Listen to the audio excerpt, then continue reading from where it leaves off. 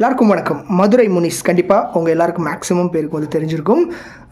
ஆரம்ப காலகட்டத்திலே இந்த மக்கள் ரீதியான இந்த பணிகள் எல்லாம் வந்து இருந்துகிட்ருக்கிறாரு. மாணவர்கள் ரீதியாக வந்து ஆரம்பத்துலேருந்து வந்து இருந்துகிட்ருக்கிறாரு. இப்போது விஜயண்ணனுக்கு ஃபுல் ஆதரவாக வந்து இருந்துகிட்ருக்கிறாரு. அவர் வந்து நம்ம சீமானண்ணனை வந்து லூஸுன்னு சொல்லிட்டாரு அப்படிங்கிற ஒரு காரணத்துக்காக வந்து மதுரையில் உள்ள ஒரு என்டிகேவுடைய நிர்வாகி ஒருத்தவங்க வந்து ஃபோன் பண்ணி பேசியிருக்காங்க. அதனுடைய ஆடியோஸ் வந்து ஒரு போட்டிருந்தார். அவங்க ஃபஸ்ட்டு எப்படி ஆரம்பிக்கிறாங்க அப்படின்னா வந்து ஒரு நல்ல ஒரு சிஸ்டராக வந்து ஆரம்பிக்கிறாங்க. நான் நினச்சேன் நல்ல பொண்ணாக இருப்பாங்க போல இருக்குது அப்படின்னு நினச்சேன். தொடர்ச்சியாக அந்த பேசுறத கொஞ்சம் குறைச்சிக்கலாம், அந்த லூஸ்ன்றதை கொஞ்சம் குறைச்சிக்கோங்க. அஸ் அ சிஸ்டரா நான் சொல்றது அதுதான். ஏன்னா இவங்க மத்தியில எல்லாரும் விமர்சனம் பண்ணுவாங்க, அது கொஞ்சம் உங்களால தாங்க முடியுமா சொல்லுங்க? எல்லாரும் ஃபைட் பண்ணுவாங்க. இல்லம்மா, நான் என்ன சொல்றேன்னா, அஸ் அ பிரதரா நீங்க சொல்றீங்க, நான் கேட்டுக்கிட்டேன். அஸ் அ சிஸ்டரா நானும் சொல்றேன். அப்படியே தயவு செய்து உங்க ஆளுகிட்ட போயிட்டு தற்கொலைன்னு சொல்லாம பாத்துக்கோங்க. அதெல்லாம் சொல்ற ஆட்களை கண்டிப்பா தான் சொல்றேன். நான் எல்லாம் சொல்றவங்க யாரையும் ஆதரிக்கல, அப்படி சொல்றவங்க எல்லாம் வந்து ரசிக்கலாம் இல்ல, நாங்க அதையும் கண்டிக்கிறோம் தான் சொல்றோம். ஸோ அவங்க ஆரம்பிச்சது எப்படி அப்படின்னா வந்து நீங்க இப்படி வந்து லூஸுன்னெலாம் வந்து சொல்லாதீங்க, ஒரு தங்கச்சியாக வந்து நான் கேட்டுக்கிறேன் அப்படின்ற மாதிரி ஒரு விஷயத்தை வந்து சொல்லியிருந்தாங்க. அண்ட் இவர் என்ன சொல்லியிருந்தார் அப்படின்னா, நீங்கள் வந்து இந்த தற்கொலை அப்படின்லாம் வந்து சொல்கிறத நிப்பாட்டுங்க, அவர் ஒரு முதலமைச்சர் இப்படி சொல்கிறத நிப்பாட்டுங்க அப்படின்ற மாதிரி தான் வந்து சொல்கிறாரு. யார் சொல்கிறாங்க அப்படின்னு சொல்கிறப்போ வந்து உங்கள் சாட்டை துரைமுருகன் இவங்க எல்லாருமே வந்து இப்படி தான் வந்து தரக்குறைவாக வந்து பேசுகிறாங்களே அப்படின்னு சொல்கிறப்போ அவங்க மேலெல்லாம் வந்து எங்களுக்கு ஏற்கனவே வந்து அதிருப்தியெல்லாம் இருக்குது, நாங்கள் வந்து இந்த மாதிரி தற்கொலைலாம் சொல்கிறவங்கள வந்து கண்டிக்க தான் செய்கிறோம் அப்படின்ற மாதிரி ஆரம்பித்தவங்க கடைசி ஒரு 8 நிமிஷம் ஆடியோவில் 4 நிமிஷம் தாண்டின உடனே வந்து அவங்களுடைய சுயரூபம் வந்து வெளியே தெரிய ஆரம்பிச்சிருச்சு. என்ன அப்படின்னா, ஃபஸ்ட்டு அப்படியே அட்டாக் பண்ண ஆரம்பித்தவங்க. அதுக்கப்புறம் வந்து இவர் வந்து பிறமொழியாளர் அப்படின்னு சொல்லி, இவர் ஒரு ஆந்திராக்காரன் நினைக்கிறேன், ஏதோ ஒரு ஜாதி பேரும் வந்து சொல்லியிருந்தாங்க. ஸோ இந்த ஜாதியெலாம் நமக்கு இருக்கானே தெரியாது. இது எல்லாத்தையும் வந்து லாஸ்ட் நிலையில் இருக்கக்கூடிய ஒரு நிர்வாகி வரைக்கும் மைண்டில் வச்சுருக்கிறாங்கன்னா இந்த ஜாதி அப்படிங்கிற ஒரு விஷயத்தை எவ்வளோ தூரம் அவங்க மைண்டில் வச்சுருக்காங்க அப்படிங்கிறத யோசிச்சு பாருங்க. சாட்டை துரைமுருகன் பேசுறாருல, பார்க்கலையா? சாட்டை துரைமுருகன் மேலே எங்களுக்கே விமர்சனங்கள் இருக்குங்க. நாங்களே எதுக்கு நீங்க அவரை பேசுறீங்க? அவங்கள நீங்க வந்து ஒரு பிறமொழியாளர், அதனால நீங்க வையதான் செய்வீங்க தெரியும். இங்க இருங்க, நீங்க பிறமொழியாளர்ன்றது எங்களுக்கு தெரியும். பிறமொழி நான் பேசுறது தமிழ் மொழியா பிறமொழியா? ஏங்க நீங்க கௌரவ நாயுடு, நீங்க அந்த சமூகத்தை சேர்ந்தவங்க பிறமொழியாளர்னால அப்ப அப்படித்தானே வந்துரும்ல, அது ஆந்திராவே.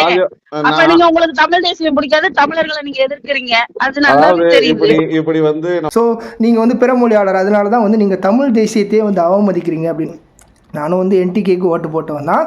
பிரபாகரன் அப்படிங்கிற இந்த ஒரு தமிழ் தேசிய தலைவர். ஸோ இவராக இருக்கட்டும், இல்லை இந்த என்ன சொல்கிறது, இந்த இயற்கை வந்து ரொம்ப பிடிக்கும் எனக்கு. ஸோ அதனால் வந்து இயற்கையை பாதுகாக்கணும்னு வந்து சீமா என்ன பேசுகிறாரு அப்படின்ற மாதிரி தான் வந்து அந்த ஓட்டு போட ஆரம்பித்தேன். அதுக்கப்புறம் தான் வந்து என்டிகேவுடைய நிலை அப்படிங்கிற ஒரு விஷயம் வந்து தெரிஞ்சதுக்கப்புறம் தான் வந்து அதுலேருந்து பேக் அடிச்சுட்டு இப்போ விஜயண்ணனுடைய ஒரு நிலையில் வந்து நம்ம இருந்துகிட்ருக்கோம். ஸோ இதனால் வந்து நான் தமிழ் தேசியம், இந்த பிரபாகரன் இவரெல்லாம் வந்து விட்டு கொடுக்குற ஆள்லாம் இல்லை. என்னை மாதிரி தான் அவ்வளோ பேருமே இருந்துட்டு இருப்பாங்க.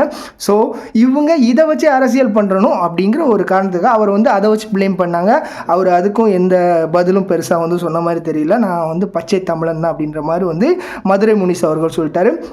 அதுக்கப்புறம் நேரம் வந்து டேரெக்டாக வந்து அட்டாக் பண்ண ஆரம்பிச்சிட்டாங்க. ஆரம்பத்தில் என்ன சொன்னாங்க அப்படின்னா வந்து தற்கொலைலாம் சொன்னவங்க மேலே வந்து நாங்களும் வந்து கேட்போம் அப்படின்ற மாதிரி சொன்னவங்க, கடைசி வந்து விஜய் வந்து ஒரு தற்கொலை, அவன் வந்து பொண்டாட்டியை வந்து வாடகைக்கு விட்டு பிழைக்கிறான் அப்படின்ற மாதிரிலாம் வந்து ஏகப்பட்ட பேச்சு. ஸோ அவங்களுடைய ஆரம்ப நிலையில் இருந்த அந்த ஒரு பேச்சு அப்படியே மாறி வந்து அவங்களுடைய ஒரிஜினல் நிலைக்கு வந்திருக்கு.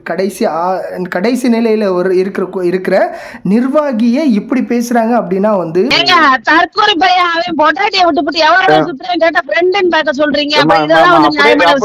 நீங்க அதெல்லாம் பேசலாமா? 9 வாட்டிக்கு மேல கருக்கலைப்பு உங்க தலைவன் பண்ணிருக்காரு. நீங்களா அதை பத்தி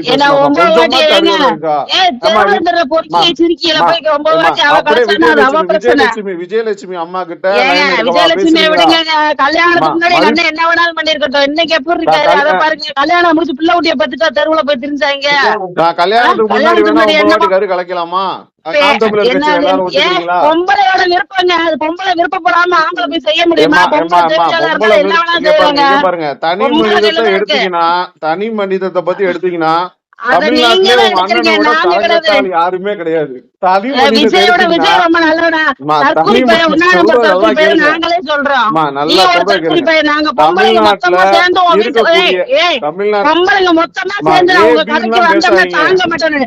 ஏபி பொம்பளைங்க மொத்தமா சேர்ந்து உங்க கடைக்கு வந்தோம்னா நீ தாங்க மாட்டேன். மரியாதை இருந்துக்க. நான் செருப்படுத்து அடிச்சு புரிவேன். வந்தேன்னு அடிச்சு புரிவேன். எனக்கு ஐயோ வெறி வந்துருக்கு. பயமா இருக்கு. தமிழ் மதுரை புனிஸ் ஒரு வார்த்தை சொல்லியிருந்தார். என்ன அப்படின்னா வந்து ஒரு கவுன்சிலர் கூட இல்லாமல் 8 நிமிஷமாக நீங்கள் வந்து இவ்வளோ தூரம் வந்து கடந்து கதறிட்டு இருக்கீங்களே அப்படிங்கிற ஒரு விஷயத்தை வந்து சொல்லியிருந்தார்.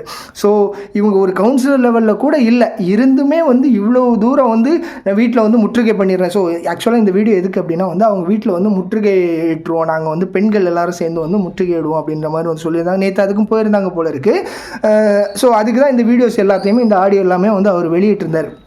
ஸோ கடைசி இருக்கிற நிலையில் இருக்கிறவங்களே வந்து லூசுன்னு சொன்ன ஒரு வார்த்தைக்காக இவ்வளோ தூரம் இறங்கி வர்றாங்க அப்படின்னா வந்து விஜயண்ணனை கழுவி கழுவி எந்தெந்த கட்சியில் இருந்தலாமோ வந்து இந்த ஒரு விஷயம் நேற்று அந்த பல்லவி அவங்கள வந்து அந்த குழந்தைய தூக்கிட்டு வராங்கன்னு சொல்லி அதை வந்து ப்ளேம் பண்ணி காட்டுறாங்க. அதையும் ஒரு பொம்பளை வந்து வீடியோ எடுத்துகிட்டு இருக்கிறாங்க. ஸோ இதை எந்த லெவலில் போய் சேர்க்குறது அப்படிங்கிறது தெரியல. வெளிநாடுகள்லாம் வந்து குழந்தைங்கள வந்து ஃபீட் பண்ணிகிட்டே வந்து அந்த ஒவ்வொரு சட்டசபையிலையும் வந்து இருந்துகிட்ருக்காங்க. இதெல்லாம் இவங்க பார்க்கலேனோ.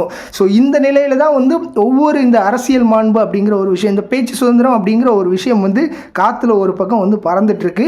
இவங்களும் இப்படி வந்து அதாவது நீங்கள் மிரட்டி வந்து எல்லாரையும் வந்து பணிய வச்சிடலாம் அப்படிங்கிற ஒரு நிலைக்கு போகாதீங்க அப்படிங்கிறது தான். ஸோ என்டிகே மக்களுடைய நல்ல ஒரு மதிப்பை வந்து சம்பாதிக்கணும் அப்படின்னா நீங்கள் உங்களுடைய கரெக்டான நிலையை வந்து நாங்கள் மக்களுக்கு என்ன பண்ண போகிறோம், இதை இந்த ரீதியாக தான் என்கிட்ட இருக்கிற மக்கள்லாம் இப்படி தான்ப்பா இருக்கிறாங்க அப்படின்ற மாதிரி நீங்கள் காட்டினா தான் மக்களுக்கு உங்கள் மேலே நம்பிக்கை வரும். சும்மா ரவுடித்தனமாக வந்து பேசிகிட்டு இருக்கிற மக்களையெல்லாம் கொண்டு போனால் மக்களுக்கு உங்கள் மேலே நம்பிக்கை வராது.